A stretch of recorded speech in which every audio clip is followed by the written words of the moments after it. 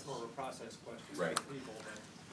But how do you think? Well, that's two questions, and I'll answer them. First one, the campaign is doing great, as measured by the first reporting period. We raised $2.6 million.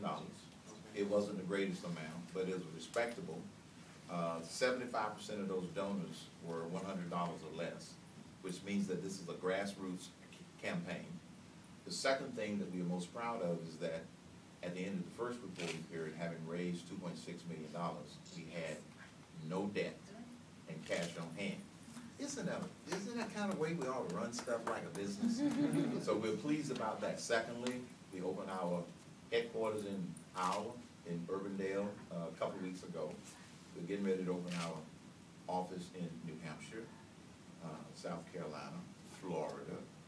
We have also been visiting other states such as other parts of Georgia, Alabama. I've been to 2 cities in Alabama.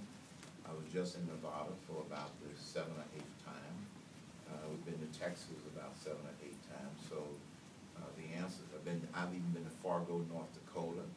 So we have basically a two-pronged strategy, not just the early states, but because of the reshuffling that's taking place, with states wanting to jump in front of other states, and some of them are going to lose delegates, it's making the later primary states that much more important. So we are not ignoring them. I'm very happy with my staff. Like any organization, we're going to have a little bit of turnover, but we've had really minimal turnover. And so I'm very pleased with the people that we're bringing on board. But most importantly, the volunteers that are signing up on our HermanCain.com website. We have over 200,000 registered volunteers representing every state that we are now mobilizing to go to work on the campaign. So it's going great from our perspective. The other measurement that we look at is, even though my name ID is 48% according to the latest Gallup, 47, 48, I'm still placing within the top 3 or 4 in most of the polls. And a lot of the straw polls I'm finishing first. It says that this truly is a grassroots people's campaign, not a media-driven campaign. It's not, establishment driven. It's being driven by the people, and we're very excited about that. Okay. You say you have 200. I hate to monopolize. I'm just going to go ahead until somebody else comes in. You say you have 200,000 volunteers, is the campaign doing anything to mobilize and train those volunteers, or? Oh yeah. We are just now rolling out that training because when we first got going, there was so much enthusiasm. We weren't able to make that something that we did in the last 3 months. Now we are doing that. In fact, we brought on a new individual at a very high level. But that's his sole responsibility. He's in charge of field operations, including mobilizing and training the volunteers. So we've got the resources behind it in order to leverage that resource. Yes, sir. Mr. Cain, have you been following the debt talks, and would you have supported the Boehner plan? I have been following the debt talks. There are parts of the Boehner plan that I would have supported.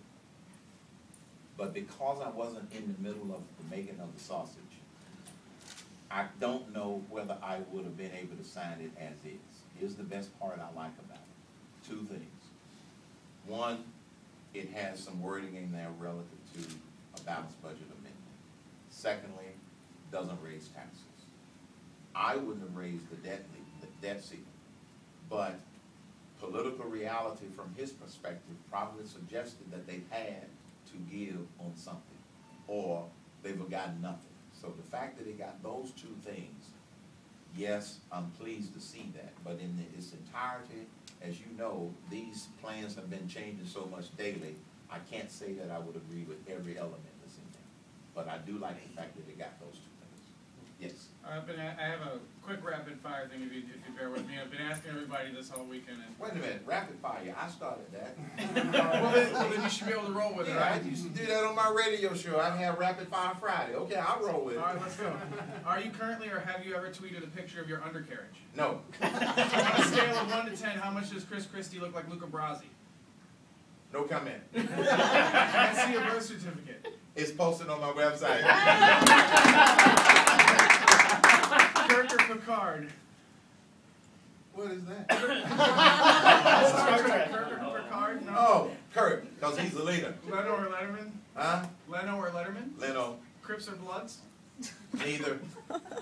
Who, describe the sound of Debbie Wasserman Schultz's hair. I'll let you have to look on How that. about indescribable? Who is the man that would risk his neck for his brother man? The man that would risk his neck for his brother man. Who is the man that would risk his neck for his brother man? That's what I was thinking. He's there. Shaft. Who would win in a cage fight, Chris Matthews or Rachel Maddow? Rachel Maddow. How much money do you currently owe Tiffany's? None. Whose hair is more likely to be bulletproof, Romney or Blago? No comment. I don't attack my opponents. Who let the dogs out? You're on your own. I love the song, but I don't remember who did it. Sing a line from your favorite Disney movie. Sing a line from your favorite Disney movie. From my favorite Disney movie. I gotta first figure out which one that was. Okay, give me some hints of some favorite. How about Lion King? You I saw the movie, but I didn't watch it enough to know it. Hakuna Matata? Nothing? No. I mean, nothing comes to mind All right, off well, I'll the let top you of my off. head. All right, let me off on that one. Good sport. That was good, though. It was interesting. That's Adam Sharp. Yeah. No, that was good. I like the rapid fire questions sometimes. Well, even a lot of the ladies have answered these questions. That's great. That is good. I have a question for you, Mr. Cain. Yes. What are the 5 departments that you would eliminate? Eliminate is a very strong word. I know. May I use the word drastically reduce? Are there any you would eliminate? Eliminate is a very strong word. See, now I'm not hedging on this because I'm not a politician. What I'm hedging on is how I go about solving problems. I have to make sure that I properly understand the problem, I properly understand what they think their role is, and then evaluate what the role should be based upon the Constitution and based upon what the people want. You see where I'm coming from?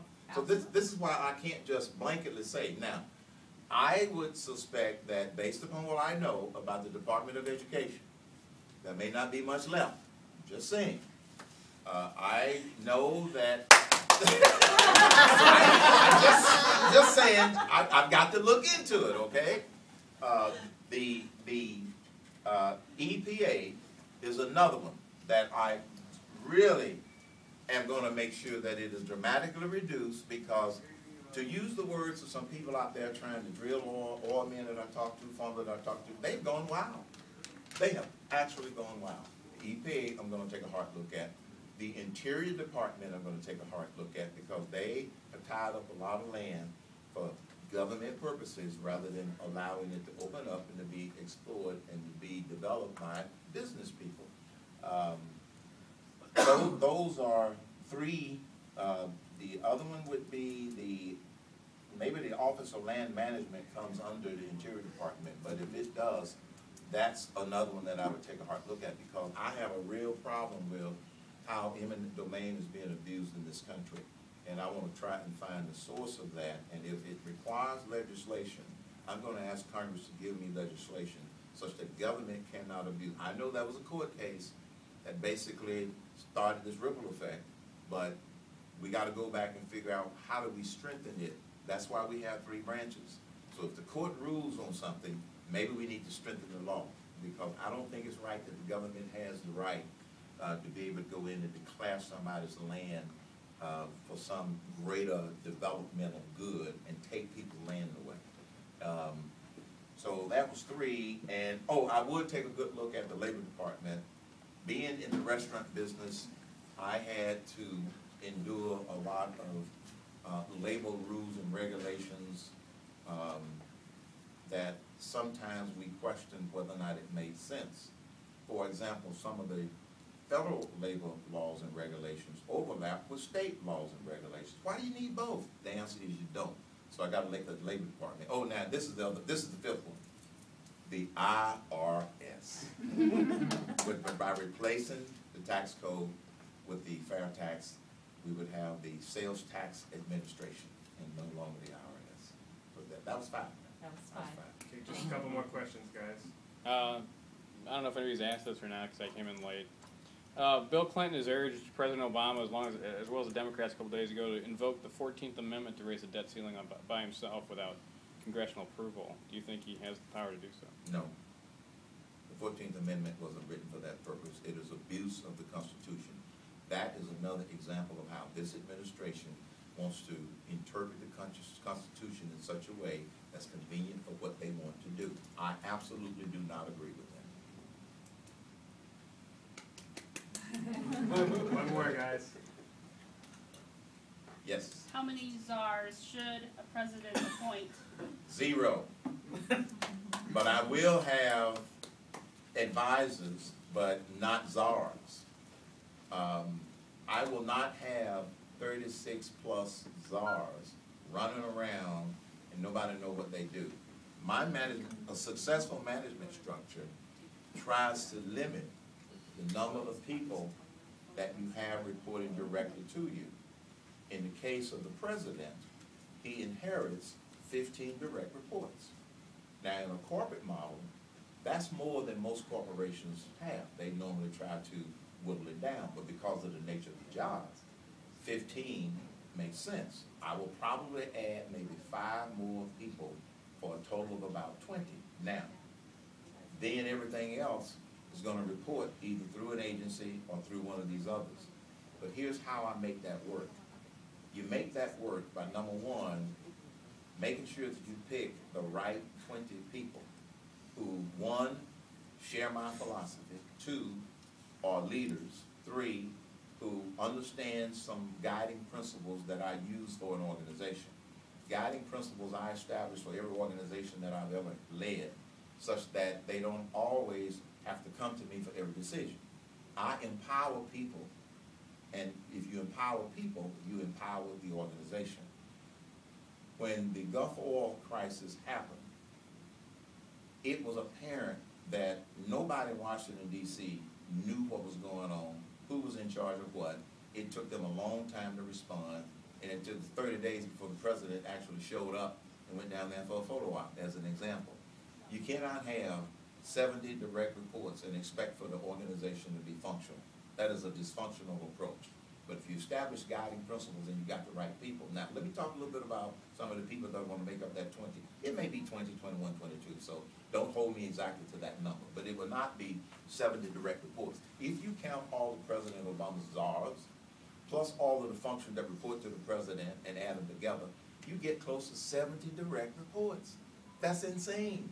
It's dysfunctional.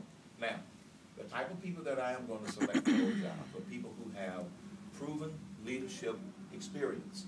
Some of them will come from Congress. I happen to believe that there are some people in Congress who are trying to do the right thing for the right reasons. But I am going to have a large percentage of former business CEOs, former business executives who know how to shape and frame a problem and get things done. So instead of, as in the case of President Obama, only 7% of his appointees, as well as cabinet heads, having had real-world business experience, it's going to be more like 90% of my appointees or cabinet heads will have had some real-world business experience. So, but no czars. We will not use the word czar. Or communists? No I'm not going comments? to use that one either. Thank you all very much. I appreciate it. Thanks for being here. Thank you. Yep.